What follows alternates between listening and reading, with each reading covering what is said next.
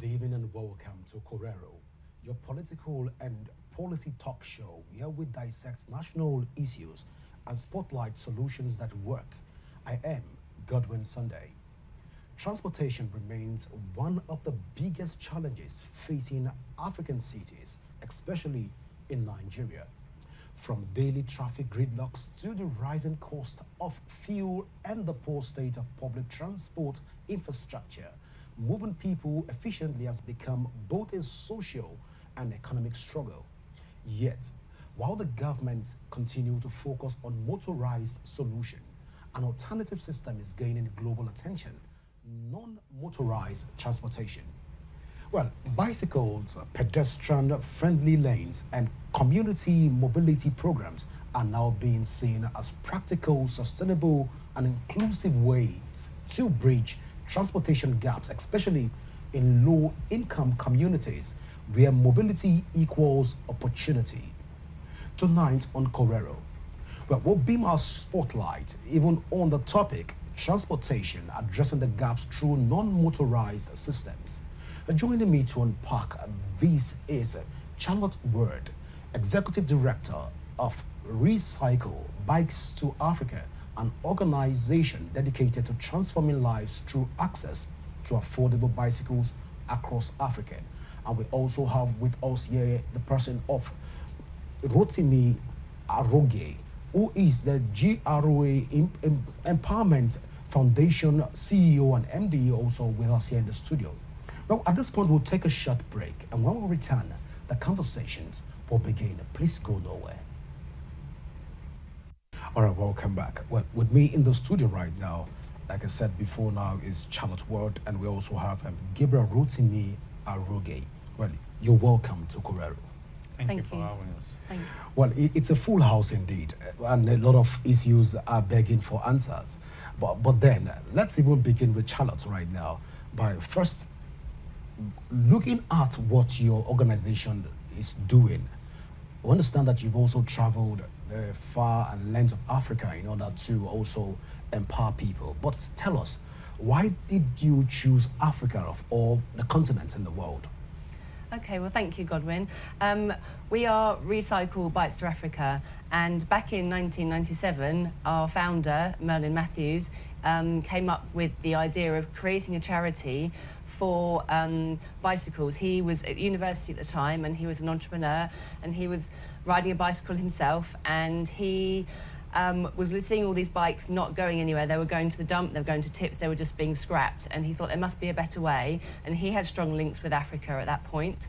So he thought, why don't I create a charity and send the bikes that people don't want anymore in the UK or don't need anymore in the UK, and send them to our people in Africa who would have make a new life for those bikes. So he set that up in 1997. We sent our first container of bicycles in 1998. And since then, we have sent over 160,000 bikes to our partners in Africa. Now, we have 7 different partners in Africa at the moment, and they are in the Gambia, in Ghana, in Sierra Leone, in Nigeria, and also in Zambia, Malawi, and South Africa. And I have had the pleasure to travel to all of those partner countries, and I've seen firsthand the impact of those bikes going into those countries and what they do to people in very rural communities to support them with transportation. And people have had their lives changed for the better for having these bicycles to enable them to either get to school or to enable them to get to work or to get to healthcare. There's many, many different uses for the bicycles that we send over from the UK into Africa. So that's where Africa and the bikes going into Africa came from originally when we first started, and that's just been developing over time since, in the last 28 years we've built that model, and now we have a very well structured standing model that we use to send bikes to our partners in Africa to enable people to have access to non-motorised transportation, and to include in that the sustainability option as well, and how good it is for the environment, and it's a cheaper way to provide transportation for people. All right, Rotimi, let's come to you at this point. You run also an empowerment foundation. in Nigeria and also by extension UK. But then there is also this conversation around bikes, especially when it has to do with bicycles. In Africa, there is this derogatory statement that people have held over the years. And that statement is, driving bicycles simply means that you are a poor person, or you are from a remote background, or at best, you're nothing to write home about. And I believe you've heard all of this narrative. But bring us up to speed. You've talked about alternative, non-motorized means of even mobility. In Africa, how do we change this narrative? Yes, thank you so much for that question. I think I like the where you started from. I believe for lack of better words, you are polishing it, people from the poor background and all that. The way we identify with it is a better past my neighbor kind of mentality when it comes to bicycle. That also changed for me when I got to the UK, when I saw that bicycle is everything, from old, from young, elderly women, elderly men. They were doing bicycles. I work with a recycling company called BIFA.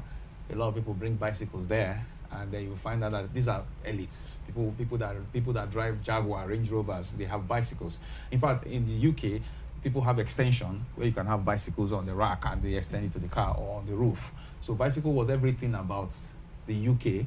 And I was a student of entrepreneurship and innovation. I did my master's in entrepreneurship and innovation from the University of Sussex in Brighton. Fortunately, that's exactly where the founder of Recycle also conceived this idea. So 2 major NGOs are being conceived in Brighton, the city of Brighton. Of course, football has made us to know where Brighton is. So out there, I came to the UK with already a participation in the accident prevention space.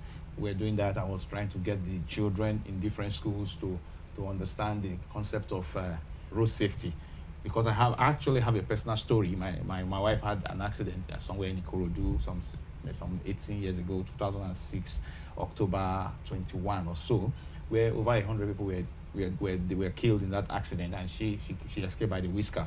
So that was when I said I was going to do something about road accidents, because it's also a UN agenda, the UN Decade of Action to 2021 to 2030. The UN want to reduce injury and death rates by 50% before year 2030. So, and they were calling on individuals, organizations, everybody, just get something done. And I'm that type of person that I want to make a mark, get something done. So I started from that background before I got to the UK. So I became part of some competition from California University called the Big Idea Contest, which our university was one of the universities in UK, in Europe, I was a part of that competition. So I didn't make the first position, but I was top 5 in that position. But then they now helped me to understand that you want to save life is good, but who pays the bill? Who pays for that? Who pays the cost? You are not government. Government does this from taxpayers' money. You don't have control. So what you need to do if you really want to achieve this aim of helping people, saving lives and all that, is to build business around it. Of course, as a student of business, I was in a business school. I now looked at, okay, what should I do? The most vulnerable people on the road are pedestrians and cyclists. So I key that into the concept of road accident prevention, pedestrian and cyclists. So along the line, I started looking at, okay, what can I do again? And I enrolled in Brighton Bike Hub. Brighton Bike Hub is like 10 years old in the city of Brighton. It's a community interest company where they just teach people to do it themselves. They want people to be able to afford bicycles and all that. You see people there, they all have cars and all that. They are big people, but they still do bicycles. I've met an MP, Member of Parliament, in Brighton Bike Hub workshop. A Member of Parliament that's more or less like people of house here. I met him. He came to repair his bikes, and we had time. So from there, I became an apprentice and volunteer. And then I felt like it should be more than, I should do more than this, because my country doesn't have this kind of mindset. People come together, they come like a family. The bicycle was bonding them. There was more to it. They organize trips. They can do trips to France on bicycle, and they will go and come. They will go to camping. They sleep over in the camp. Maybe I did one to Horsham. We did 33 kilometer on road. So before I came there, I wasn't riding bicycle like that, but I knew how to ride bicycle. It was like about 20-25 years I've not ridden bicycles, but I started riding again because of that. But for me, I like to share. I'm in the UK. My wife is in the UK. I have 2 kids. They are in the UK. I shouldn't bother about people who are here. But I think I'm not there for myself alone. I'm there for other people who are less privileged. So that's how I keyed into that vision they have to help this bicycle get to people who need them most. So I now bought into the idea of recycle because they have a good idea and they have been doing it for 20-something years. And I'm a new person that is just starting. If I want to get them to buy into my idea, I have to do what they want, and they also have to do what I want. So both of us, Recycle and us, agreed that okay, we should work on this. And it was necessity that brought me into cycling space, but I needed that to drive the road safety agenda. So it's a product development that will help to bring about a win-win. So for me, as a product designer, I call it an edu mobility solution. That's the name I give this, and it's all about a non-motorized transport system where you use mobility to enhance education. So now we are bringing something new about bicycles. So it's not about giving bicycles alone. If you flash back to what Charlotte said at the meeting with the Commercial today, said it's more than giving somebody a bicycle. Because with bicycle, if you look at what I have now, I have cycle to school plus. If we allow Mr. Rotimi to go on and on, we'll get to that point where we won't even we can't even stop you. Yeah. I see how passionate you are about the whole recycling project and also. Yeah. But then let's even come to Charlotte at this point. You've traveled to few African countries. How's the reception been so far when you try to introduce bicycles or a non-motorized means of mobility to these communities? The reception that we get has been very positive. I understand what you were saying earlier in the previous question around the stigma around bicycles and what that means. But for us, as a charity and Recycle going into very, very rural communities within the countries we work in, they have been embraced in those areas. There hasn't been any stigma around giving away or giving out a bicycle to school children who can't get to school normally. They have been very happy to receive that bicycle as part of the Cycle to School programs that we run in our countries, in our partner countries. They have received those bicycles. We have got case studies from the schools. We have looked at the attendance records from when they had a bike or before they had a bike as well, and also their grades. And we've seen that there has been a consistent increase in their attendance since they've received their bicycle, and also a consistent increase in their grades as well because they've been able to get to school by using a bicycle. So we haven't seen any negativity across any of our partner countries with giving away or putting bikes into those countries at all. Well, I asked that question in order to ask this particular word. Mm-hmm. So far, there have been a missing link between bicycle riders and also vehicles owners, like car owners and all of that. Now, when you get to African countries and you were able to explore, tell us that story. Have there been any challenge so far, even in distribution of this all bicycles? Why I'm asking is, when you distribute these bicycles, do they eventually get to the end users, who are people that are using the roads that basically is unaccessible? Are these bicycles, is there guarantee that these bicycles get to the end users? For the work that we do, I can say yes, because we work very closely with our partners, like we will be doing with Rotimi and the work that we're doing here in Nigeria. We work closely and we build a very good relationship with our partners to ensure that they're working in the rural communities that need those bikes the most. Yes, there are even more rural communities that are even further away from where our hubs are in the countries, but we are going out and doing the research.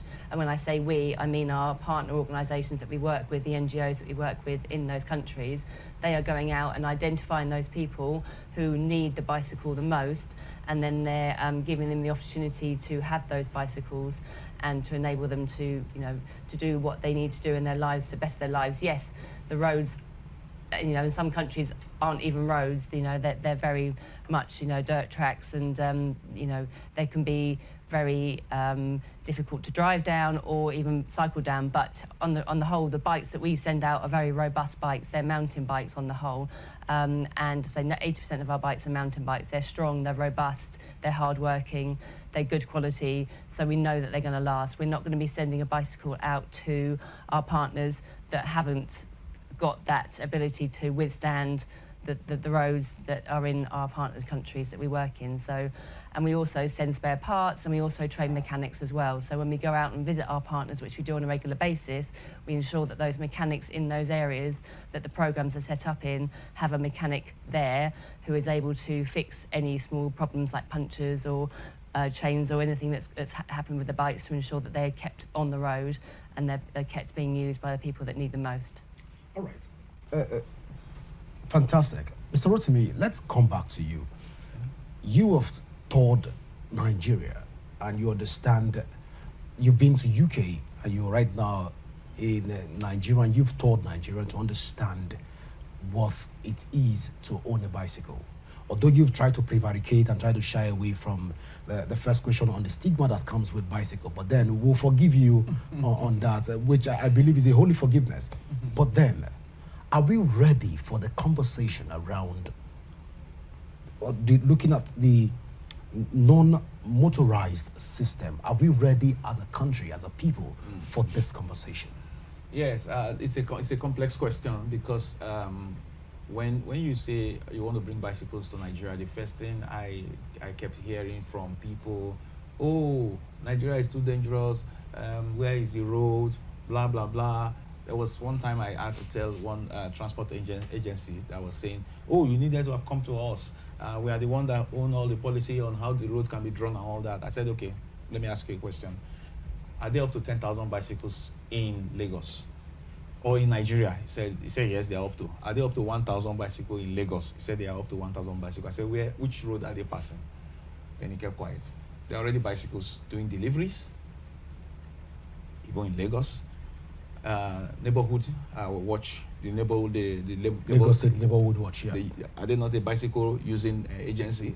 Do they have a service? Did they have a service lane? Do they have a dedicated lane? No. If you go around, you see Bolt, Uber, all those delivery boys, they use bicycles. They run around with bicycles, and they are already there.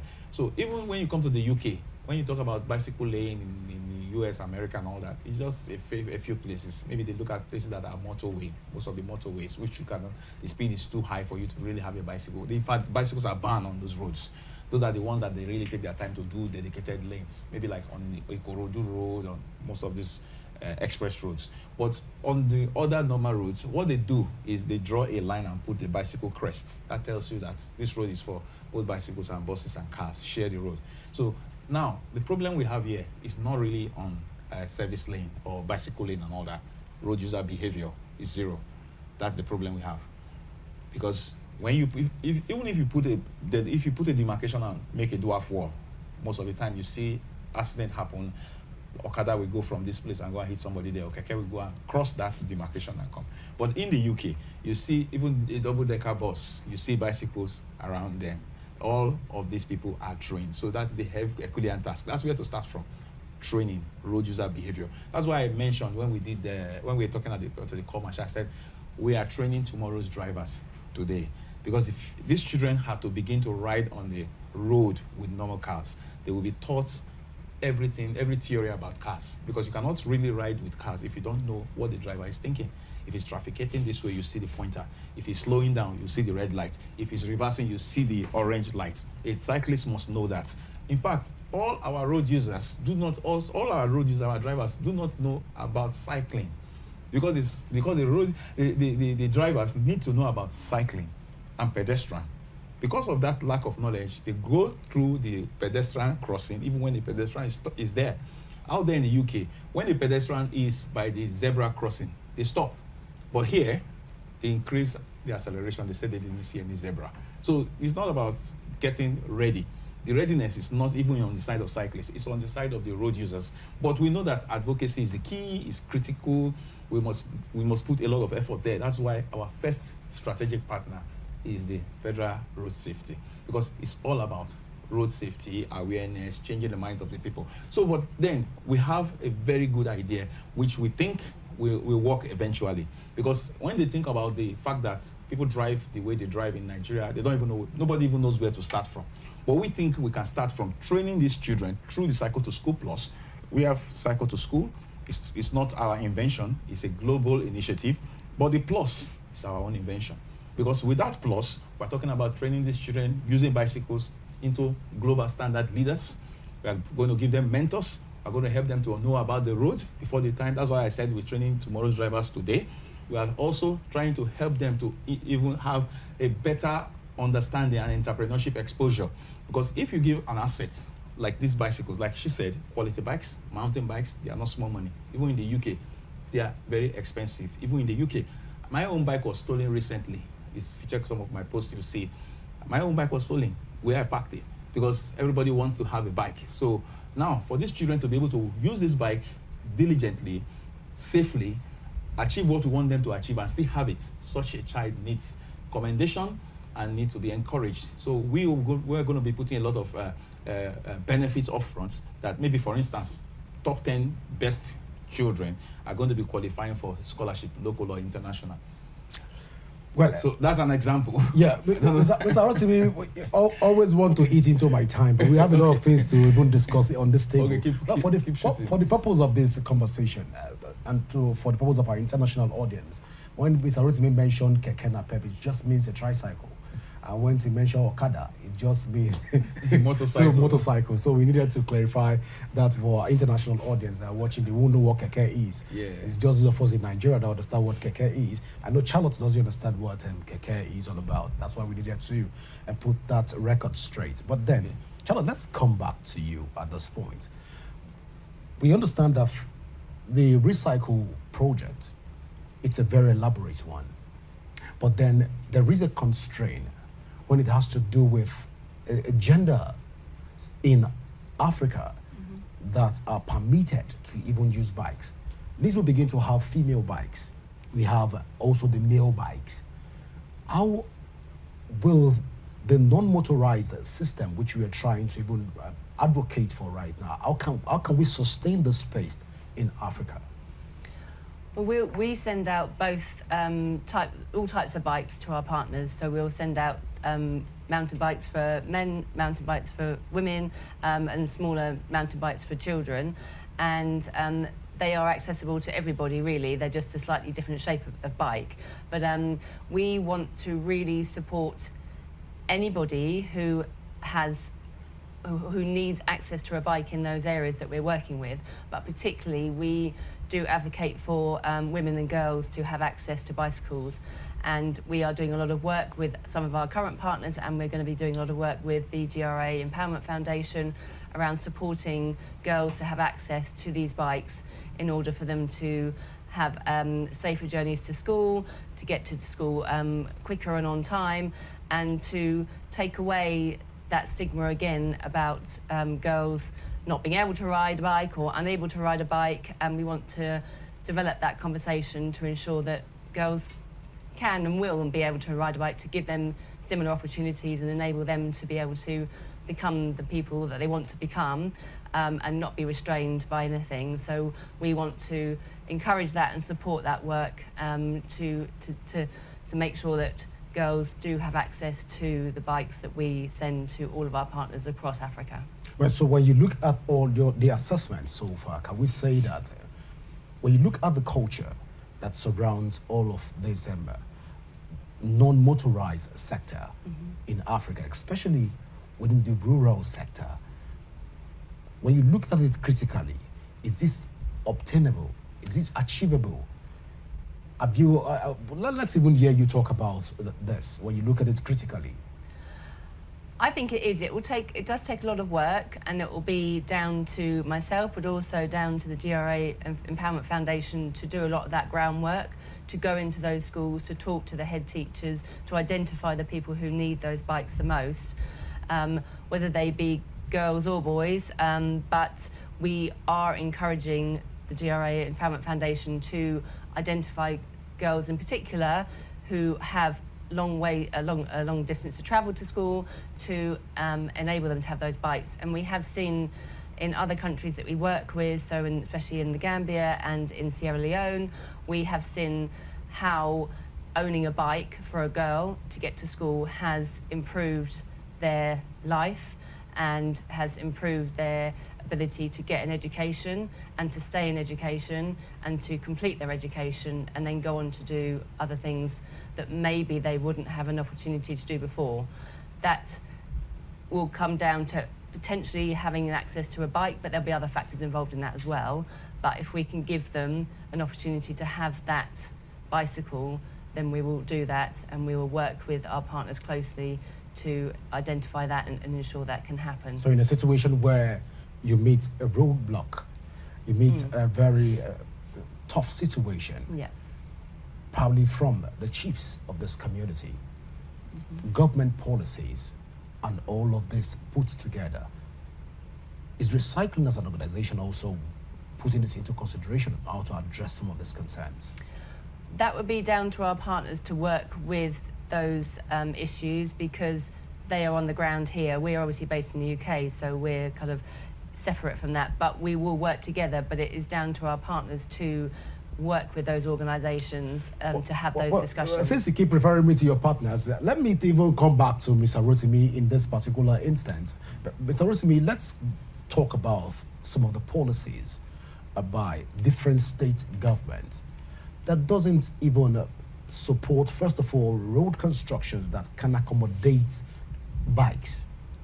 In this instance, we have 36 states across the federation, and I can tell you for free that literally all the states in Nigeria does not have a pathway for bicycles. And right now we are advocating for non-motorized systems across Africa, and by extension Nigeria, which you are even advocating for, because you would not have left the UK to come back to Nigeria to come and advocate, but because of the love you have for all of the system, that's why you came back and you're advocating that, no, let's replicate what we have outside the country, even in Nigeria, because you believe in this vision. But in a situation where this is not captured as under the policy framework of the government, are there modalities that have been put in place in order to address these concerns? Yes, there are modalities, and then that's exactly why we were able to come as close as having the unveiling by the Corps Marshal himself, Federal Road Safety. We didn't get to the Federal Road Safety at the federal level by accident. We are members of the coalition of road safety NGOs in Nigeria, and then that is the umbrella body of all the NGOs. More than 200 or 300 NGOs are under that platform, which will help us to scale up when we actually get to that point. But then we are also been privileged to be part of the NCT, National Council on Transport. That's the highest policy body under the Ministry of Transportation. If we flash back to the people who attended today's event, the Secretary General of SIOTA, who was at the unveiling, is also a staff or a member of the top echelon in the Federal Ministry of Transport. So on the policy side, we have been building that for years. We have even had to influence policy on substance abuse, such that I was able to go to Abu Dhabi on the UN ODC and ISOP scholarship to address that fact. And I was the only transporter in that World Conference. So when it comes to pushing policy, I have had the experience, and something that I know how to do, and I believe I have already the network to get that done. But more than pushing policy, at this point in time, is just get these bicycles on the street. That's the first thing. Now, the way to get this done on the street is not to be asking for bicycle lane. If you ask for bicycle lane, and then bicycles, these children will not get these bicycles, because people are already running bicycles on the street. It's just that we are starting at the toughest parts. The toughest part is Lagos. metropolitan city like Lagos. First and foremost, we were told, oh, Lagos is so advanced, you don't need to bring these bicycles to, because there are no poor people in Lagos, and that is lie. You have rural cities, you have rural settlements within Lagos. Ipaja, Yobo, Alimosho, local government, all those command, they are all bush, they are all villages. They are all coming from that end to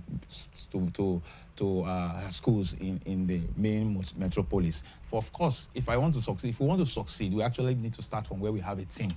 That's exactly why we're starting from Alimosho. But after conquering that area with the number of schools that we have, by the way, we have 505 bicycles already at the port right now. They arrive on the 7th of October on a 40-feet container sent by Recycle back to Africa. So we're not talking about the future. The bicycles are here. They're already at the ports. We're just trying to go through some custom clearing and all that and bring them out. We have also profiled schools, like about 10 schools are already on ground that we profiled to receive these bicycles. When we say profile, we are not just using guesswork or just telling the principal to give us a list of people and all that. We know that corruption exists everywhere. There are principals that will give us the name of their sister's daughter. If you check it, they are living behind the school. But we are talking about children who live upwards of 5 kilometers away from school, and they will have to walk 5 kilometers, that's 2 ways, about 10 kilometers, 7 kilometers, 14 kilometers. But there's a school out of the 10 we did. That school had 3 people. The highest kilometer from the distances that we were giving was about 3.3 kilometers, which doesn't qualify anybody in that school for this bicycle. So we had to return the list and say, this is unacceptable, because there are other schools where children walk about 17 kilometers or they travel about 17 kilometers. Either they are paying for it, or they are walking, or they are skipping school because of it. So that is how thorough we could be in this matter. And I believe Recycle can see our passion and our readiness to create our own standards when it comes to getting to the roots of this. So one of the things that they chase people away from it, though they believe, oh, when this bicycle comes, they will get into the hands of the wrong people. Maybe the government will ask for it and share it and all that. We are one of the partners of Recycle that says we are going to create a system where the children will have to pass through the bicycles, not take the bicycles away. Somebody said, how can that be possible? It's very possible. I borrowed that model from the University of Sussex. When I came to the University of Sussex, I didn't have a laptop that is compliant with the school's standard. But the school said they have a laptop farm inside the library. What do? Go with your ID card, unlock that cabinet, you see a laptop, go with it for 6 hours because you don't have the charger. By 6 hours, that laptop, the power will deplete. Come back, return that one, take another one. Do that 3 or 4 times in a day, you already have your day, it's gone. So you do that consistently, you have graduated. And that's how we got the idea of making this bicycle okay for every student. Now, if you give a student a bicycle and you don't provide for spare parts, repair, and all of those stuff, it's a matter of 1 term. The bicycle is abandoned, tire is broken or stolen, or the spoke is bent, and the people cannot afford to fix it, and they will let it go, and the scheme is dead. So, but we say 100% zero cost to the child. The bicycle have to go through routine maintenance. The bicycles have to be monitored. Supervisors have to be there. When it comes to the real road safety, we are going to be using some volunteers who will ride with them in a train in the morning. They will ride with them in the morning, they will ride with them back. And how did I get that idea? When we do what we call the critical mass in Brighton City, where over 400 bicycles come. As small as age 2, they come on the road on that day of critical mass, and they ride on the major express, and they have a feel of what it takes to ride on the road. So that is where we got all of these things to solve the problem of safety on the road. You're already taking us. The way you're talking right now, I feel I'm already in UK. But I had to pinch myself back that, no, Godwin, you're in Nigeria. So let's take the conversation from Nigeria. But then let's go back to Charlotte here. Looking at the whole SDG goals right now, is this non-motorized system, how will it accelerate all of the SDG goals, especially within Africa? Well, there are a number of SDG goals that non-motorised transportation will cover, and Rotimi and I have worked together on them and looked at them and identified the ones that we think are the most applicable to what we're doing. that is equivalent to what we're doing as well in all our other partner countries as well. So in order to ensure that we can get the bikes to the people that need them, we need to be able to satisfy the needs of, you know, those goals, to be able to communicate this out to people who will be looking to support us and support the foundation with this project. And in order for them to support that, we need to show the evidence of how those goals can be achieved. And I know Rotimi has done a lot of work around that, and he has identified those particular goals to be able to support the work that we're doing. Yes, let me add to what Charlotte is saying. Goal 4 is quality education on the 17 SDG goals. So that is the flagship goal that is driving everything. Then goal 5 is gender equality. That is why we are talking about girl child giving priority. 65% or more of the final beneficiaries are going to be girls, which means if we go to a school that is mixed, we prioritize the girls and the boys will just be used to add, because bicycle cycling is already a boys thing in this part of the world. But out there in the UK, it's more 50-50 or even more for the girls. But then when we talk about goal 11 has to do with sustainable city. That is where you are talking about, bicycle lane, safety, blah, blah, blah. So we already have that. That's why we are working with agencies and organizations and partners who are going to be looking at policy and looking at how city can be safe and people can ride and all that, which is already ongoing. We see some bicycle lane in Abuja. I was driving around by Abuja. They were showing me, that's a cycle lane. And I know that the Lagos area, some of the roads, they may not have drawn the mark, but they are cycle-friendly because they have slabs. Assumed cycle-friendly paths.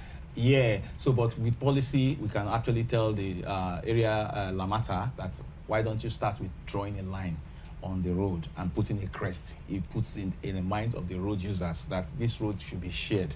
You understand? So, but when we talk about goal 8, that will interest you. Goal 8 is decent work and economic well-being. So decent work, when we're doing this, it's going to create jobs for those who are going to be escorting those people, those children. It's not for free. Some brands are going to come, I believe, with this call that we are making. Some brands are going to come and say, what do you need? We tell them that volunteers that we send, that will go with them in the morning and evening, they need to get some stipends or get paid or even get employed. It could be a full-time job following those children to school and back. And over time, you will get captains among them, and they will be able to captain themselves. Over time, you discover that children now can be able to ride on their own. In the UK, you don't have to follow any child to school. My son actually started riding maybe like 2 weeks ago. Why? Because I ride bicycles to work. I take a bicycle to the train station. I join the train because bicycles are allowed on train. I get to the other side. I take my bicycle out and do a 30 minutes journey. And with that, in a day, I save like 12 pounds. I know what it means in Naira. Every day, I save as much as that. Then my son comes and says, Daddy, transfer 10 pounds to me. I want to take a bus. I said, no, I can't be saving my own money and you are taking it to take bus. When there are about 6 bicycles in the house, go and take one. I followed him to school. I rode behind him. I have the video. And then right now, he does it himself and even enjoys it. The first day, we did about 1 hour to his school. But now, he does 20 minutes to school by himself without me following him. Well, Rotimi, you keep taking me to the UK. I keep pinching myself to return back to Nigeria. Anytime you talk about the UK, I bring myself, because I know that the bikes that you bring into Lagos, Rapid TV also get a few so that I can learn how to drive bicycle also. But, of course, why not? You're already our partner. But then there is this conversation around the fact that Nigerians are afraid when it has to do with things of this magnitude. Except it is an elite policy that once these bicycles get to Nigeria and the whole process of non-motorized system is going to be captured by the airlines. You want to quickly address this concern before we even wrap it up today? Yes, of course, I agree with their fear.